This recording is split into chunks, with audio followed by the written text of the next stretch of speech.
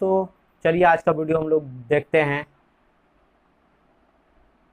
KP Sharma ओली गायब हो गया। शर्मा वाली गायब। दोस्तों 30 जून 2020 रात 9:42 मैंने एक ट्वीट करा था। बहुत ट्रोलिंग हुई, लोगों ने उल्टा सीधा बोला, लोगों ने मुझे गाली दी। इसका सोशल मीडिया हैंडल से कोई भी लेना देना नहीं है। दोस्तों एक रेजिम चेंज ऑपरेशन हुआ है आपकी आंखों के सामने। आज की तारीख में किसी को नहीं पता नेपाल का प्रधानमंत्री जो कल तक चौड़ा घूमता था वो है कहां पे।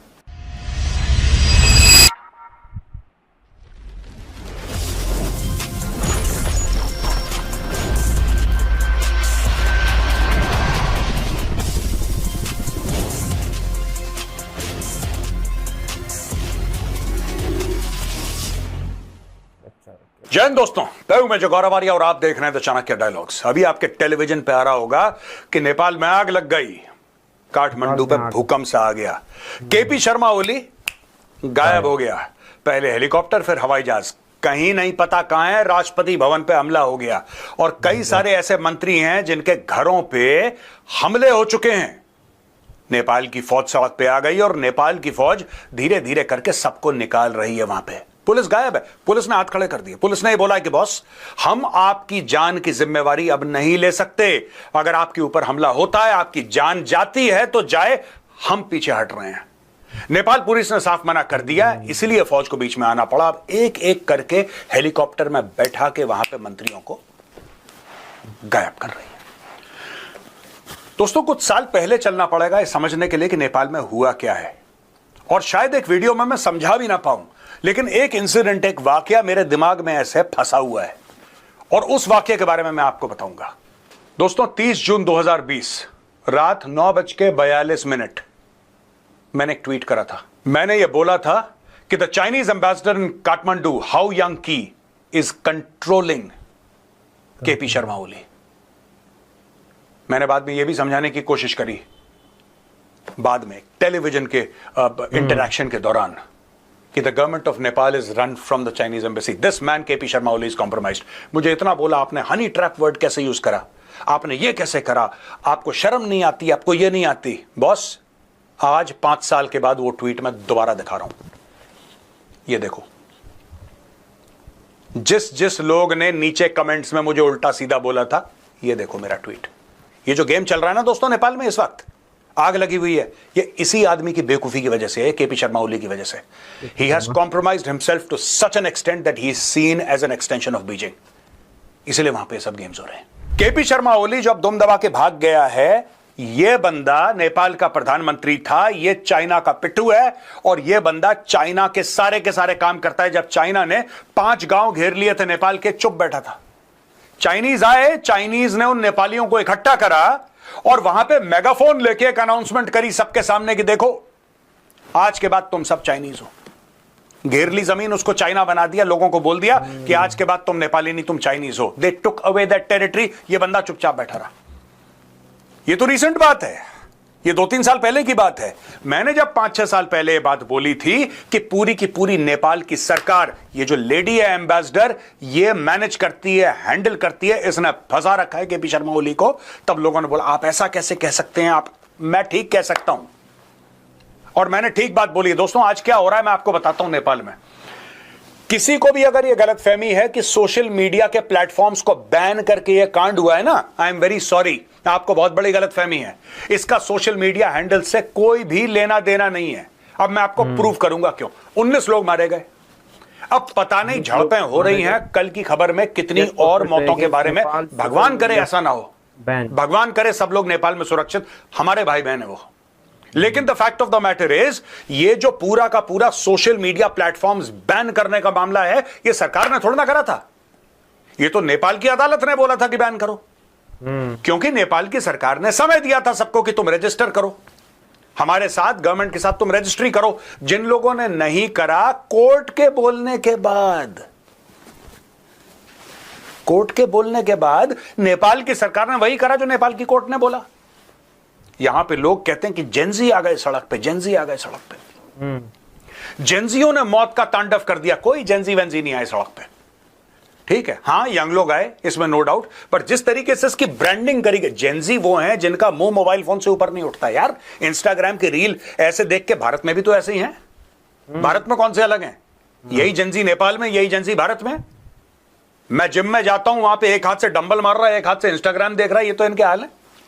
आपको लगता है ये जेनजी हैं जो कत्लो गारत करेंगे सड़क पे, जो मारपीट करेंगे सड़क पे? बिल्कुल नहीं दोस्तों। एक रेजिम चेंज ऑपरेशन हुआ है आपकी आंखों के सामने, और यही तुर्की में होते होते बच गया। पिछले 24 घंटे में अर्दोगान ने भी यही करा था कि सारे सोशल मीडिया हैंडल को ब्लॉक करो, सारे प्लेटफॉर्म्स को ब्लॉक करो, जो मेरे खिलाफ बोलता है ब्लॉक करो। उसको पता लग गया कुछ गड़बड़ होने वाला, उसने बोला नहीं नहीं अनब्लॉक करो, अनब्लॉक करो। मैं अर्दोगान की बात कर रहा हूं, the strong man of the Islamic उम्मा। डर के मारे गला सूखा, सब अनब्लॉक। नेपाल में क्या हुआ? कुछ समय पहले राजशाही के लिए नेपाल में प्रोटेस्ट चल रहे थे, आपको पता ही है। राजशाही के चक्कर में नेपाल पर प्रोटेस्ट शुरू हुए, और बोला कि नहीं, ये जो सरकार है, ये कम्युनिस्ट सरकार है, इसको निकाल के बाहर फेंको, निकाल के बाहर फेंको पूरी की पूरी कम्युनिस्ट सरकार को, और वापस राजा को लाओ। श्री 5 ज्ञानेंद्र वीर विक्रम शाहदेव पंच सरकार, यह नेपाल के राजा का नाम है, और इनको साक्षात विष्णु भगवान का अवतार माना जाता है। लोग सड़क पे आ गए, कहते हैं हमें तो हमारा राजा वापस चाहिए। खूब लाठी चली, फायरिंग हवा में हुई, टीयर गैस, किसी तरीके से मामले को दबा दिया गया। आज की तारीख में लोग क्या कह रहे हैं? साहब बात यह नहीं है कि आपने ट्विटर, फेसबुक, इंस्टाग्राम और यूट्यूब को बैन कर दिया। बात यह है कि नेपाल में करप्शन है। बात यह है कि अमीर जो लोग हैं उनके बच्चे अपनी फोटोग्राफ डालते हैं कि देखो हम तो इटली गए छुट्टियों में, हम तो फलानी जगह गए, हम तो ढिमका जगह गए, और यहां पे गरीब आदमी मर रहा है, इसलिए यह protest. I am sorry, corruption Bharat में नहीं है, करप्शन अमेरिका में नहीं है, चाइना में नहीं है। दोस्तों बात यह है कि नेपाल में ये जो कम्युनिस्ट पार्टी के जो पपलू हैं वहां पे, इंक्लूडिंग केपी शर्मा ओली, इन्होंने अपना जमीर चीन के हाथ बेच दिया, और यहां पे उल्टे सीधे बयान देना शुरू कर दिए कि भारत में भी लोग भड़के हैं। प्रभु श्री राम तो इंडिया के हैं ही नहीं, वो तो नेपाल के हैं। अरे बड़े बड़े लोग जो भारत के महापुरुष हैं, जिनको हम भगवान मानते हैं, वो भारत के हैं ही नहीं, वो तो नेपाल के हैं। यही केपी शर्मा ओली ने ये सारे के सारे बयान दिए।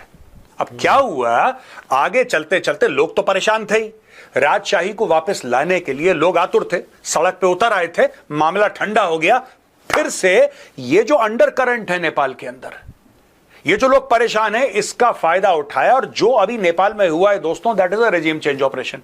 अब कई लोग ये कह रहे हैं हो सकता है अमेरिका ने कर दिया, हो सकता है अमेरिका ने कर दिया हो, क्योंकि अमेरिका बांग्लादेश में भी यही काम करा था। शेख हसीना को निकाला था ना 5 अगस्त को, 5 अगस्त को शेख हसीना को निकाला था। आज 9 सितंबर है, केपी शर्मा ओली चला गया, इमरान खान ने बोला एब्सोल्युटली नॉट, इमरान खान को निपटा दिया। सारी की सारी चीजें चल रही है ना, और ये सारी की सारी चीजें आपके साउथ एशिया में चल रही हैं लगभग। ये सरकार पलट भारत में कोशिश नहीं करी थी इन लोगों ने। शाहीन बाग क्या था भाई? Farmers agitation. वो बेचारे पंजाब के मासूम फार्मर्स, उनको बरगलाया गया।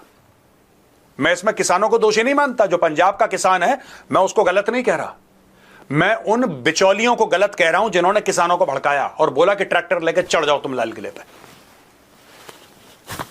डीप स्टेट ने पूरी कोशिश करी कि भारत की भी सरकार पलट जाए, लेकिन 140 करोड़ लोगों का देश है यार, 140 करोड़ लोगों का देश है। ये तो अब डोनाल्ड ट्रंप को पता लग रहा है कि जो वो ड्रामा ट्राई कर रहा था फेल हो गया। डोनाल्ड ट्रंप जो नहीं कर पाया वो लोग कर लेते। नेपाल एक छोटा देश है दोस्तों, नेपाल में ये चीज मैनेज हो गई। केपी शर्मा ओली गायब, आज की तारीख में किसी को नहीं पता नेपाल का प्रधानमंत्री जो कल तक चौड़ा घूमता था वो है कहां पे, वो गायब हो गया दोस्तों। अब मैं आपको बताता हूं एक एक करके वो मंत्री नेपाल में, वो कैबिनेट मिनिस्टर्स जिनके घरों पे हमला हुआ, उनके घर पे भीड़ ने अटैक कर दिया और अपने राष्ट्रपति भवन में भी आग लगा दी। बाय द वे, नेपाल का जो राष्ट्रपति भवन है जहां पे नेपाल का राष्ट्रपति रहता है, वहां पर भी अटैक कर दिया। लेकिन ये कौन कौन मंत्री हैं, चलिए इनकी शक्लें देखिए, इनकी फोटोज देखिए, इनके नाम देखिए, तब आपको पता लगेगा कि नेपाल में कितना बड़ा कांड हुआ है। पृथ्वी सुब्बा गुरुंग, ये थे minister for communication and information technology.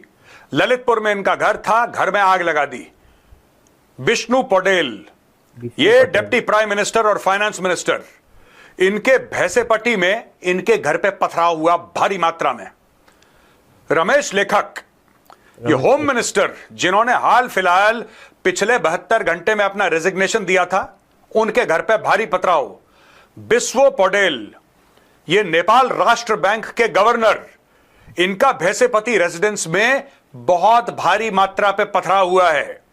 शेर Bahadur Deuba, former prime minister and president of Nepali Congress, इसके घर में, यह बुधाने कांथा में एक जगह है बुधाने कांथा, यहां पे इसके घर में लोग पहुंचे और अटैक करने से पहले ही उनको रोक लिया गया। यह पूर्व प्रधानमंत्री हैं।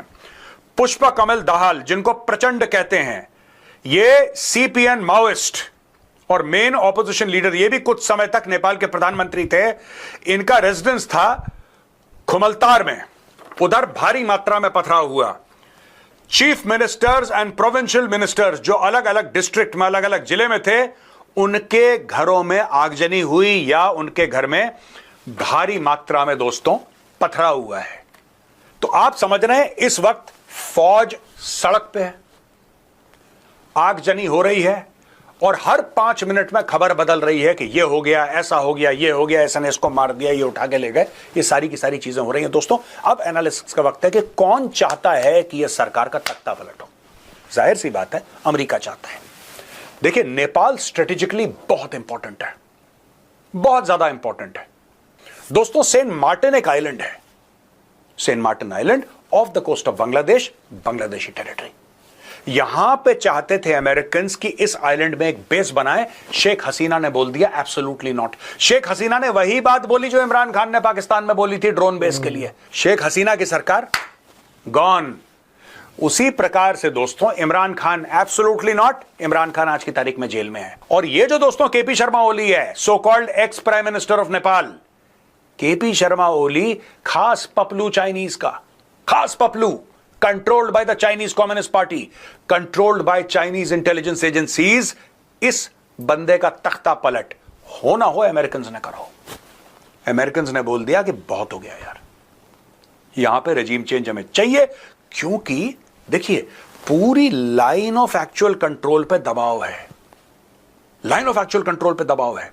और सबसे ज्यादा अगर बॉर्डर किसी से मिलता है तो उत्तर प्रदेश से मिलता है।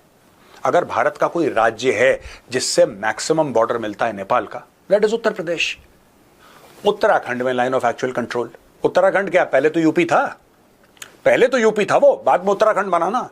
हिमाचल प्रदेश, सिक्किम, लद्दाख, अरुणाचल प्रदेश, ये है 3600 किलोमीटर लंबी तकरीबन लाइन ऑफ एक्चुअल कंट्रोल। इसमें चाइनीज का पूरा प्रेशर है। बहुत जरूरी था कि नेपाल में अमेरिकन करते तख्ता पलट, क्योंकि नेपाल की जो सरकार थी, खासतौर से केपी शर्मा ओली की सरकार, that was functioning as a proxy for the Chinese. वहां पे आईएसआई, उसका बड़ा बोलबाला भैया, क्योंकि जहां पे चाइनीज का बोलबाला, वहां पे पाकिस्तानियों का बोलबाला। जो ये भी तो सौतेले बेटे हैं ना, पाकिस्तानी जो हैं चाइनीज के, गुलाम तो हैं लेकिन सौतेले बेटे भी हैं। ये जहां जहां चाइनीज जाते हैं वहां आते हैं। तो इन लोगों ने भी एक गढ़ बना लिया था काठमांडू में अपना, पूरे नेपाल के अंदर अपने आईएसआई वाले ऑपरेशंस करते थे दोस्तों। अब वहां पे हो गया है तख्ता पलट। अब दोस्तों बालेंद्र शाह है। बालेंद्र शाह पहले नौकरी करते थे, फिर बालेंद्र शाह रैपर बन गए। बालेंद्र शाह है मेयर ऑफ काठमांडू।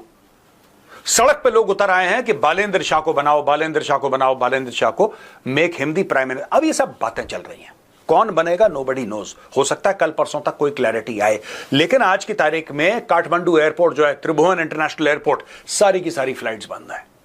होटल के बड़े बड़े दरवाजे बंद हो गए हैं। टूरिस्ट होटल के अंदर हैं, उनको बोल दिया गया भैया बाहर मत कदम रखना। और Indian embassy in Kathmandu has told everybody, all Indians, do not venture out. कहीं जाने की जरूरत नहीं है, चुपचाप जहां पे वहां पे बैठ जाओ। दोस्तों आज की तारीख में जो नेपाल के हालात हैं, दोज आर एक्सट्रीमली फ्लूइड। किसी को नहीं पता, कोई ये नहीं गेस कर सकता कि कल क्या होगा। हमें नहीं पता, हम सिर्फ वॉच कर रहे हैं, उसको एनालाइज करने की कोशिश कर रहे हैं, पुराने जो आर्टिकल्स हैं वो पढ़ने की कोशिश कर रहे हैं। मैंने बोला था कई साल पहले कि ये जो बंदा है, he is controlled by the Chinese. ये चाइनीज कंट्रोल्ड है केपी शर्मा ओली। और मेरे पीछे लोग पड़ गए कि आप ऐसी बातें कर रहे हैं, वो विमेन है, वो तो औरत है जो वहां की। देखिए, इसमें मर्द और औरत का खेल नहीं है, इसमें मर्द और औरत वाली बात नहीं होती दोस्तों। ये जियोपॉलिटिक्स है। जब तख्ता पलटता है ना, और जब गोली चलती है, तो कोई नहीं देखता कि सामने जिसको लग रही है वो मर्द है या औरत है। गोली चलती है तो फिर गोली चलती है। जब तख्ता पलट होता है तख्ता पलट होता है। इट डजंट मैटर, कुछ फर्क नहीं पड़ता कौन है सामने, सबको रगड़ के निपटा के। ये यहां से कंट्रोल होता था। ये बंदा चाइनीज एम्बेसी काठमांडू से कंट्रोल था, केपी शर्मा ओली। ये जब मैंने बात बोली तो किस तरीके से लोगों ने वार करा है, किस तरीके से मेरे ऊपर अटैक करा है लोगों ने। आज मैं उन्हीं लोगों से पूछना चाहता हूं, मजा आ रहा है आपको? समझ में आ रहा है पहले क्या बोला था? दोस्तों देखना आगे आगे होता है क्या। अब यहां पे बड़ी महाशक्तियां हमारे नेबरहुड में लड़ाई करेंगी। बड़ी महाशक्तियां, चाइना कुछ करेगा, अमेरिका कुछ करेगा। मुझे ऐसा लगता है कि भारत को इस वक्त जितनी भी पार्टी है वहां पे सबके साथ एंगेज करना चाहिए। एक मैं आपको बात बता दूं, आप बोलेंगे मेजर साहब आप इमोशनल हो रहे हैं, आप इमोशनल हो रहे हैं। बात इमोशन की नहीं है, बात इमोशन की नहीं है दोस्तों। बात यह है कि हमारा नेपालियों के साथ रिश्ता है, और वो रिश्ता आपके और मेरे कहने ना कहने से उस रिश्ते पर फर्क नहीं पड़ता, वो है तो है। ठीक है, जितना हमारा हिंदुस्तानियों का, भारतीयों का नेपाल पे अधिकार है, उतना ही नेपालियों का हम पर अधिकार है। आपको एक बात पता है, the chief of army staff of the Indian army is the honorary chief of army staff of the Nepalese army, and the chief of army staff of the Nepalese army is the honorary chief of army staff of the Indian army. Pashupatinath है वहां पे, सीता मां का घर है वहां पे। We cannot allow Nepal to become the playground of the Chinese and the Americans. Nepal is sovereign territory. Nepal की अपनी संप्रभुता है, और ये भारत की जिम्मेदारी है, भारत की रिस्पॉन्सिबिलिटी है कि दुनिया भर को बताए कि Nepal is a sovereign country. वहां पे कोई इंटरफियर नहीं कर सकता, कोई इंटरफियर नहीं कर सकता। नेपाल का फ्यूचर वो होगा जो नेपाली लोग डिसाइड करेंगे। That's it. ये वीडियो देखने के लिए बहुत बहुत धन्यवाद दोस्तों। जय हिंद, वंदे मातरम, भारत माता की जय।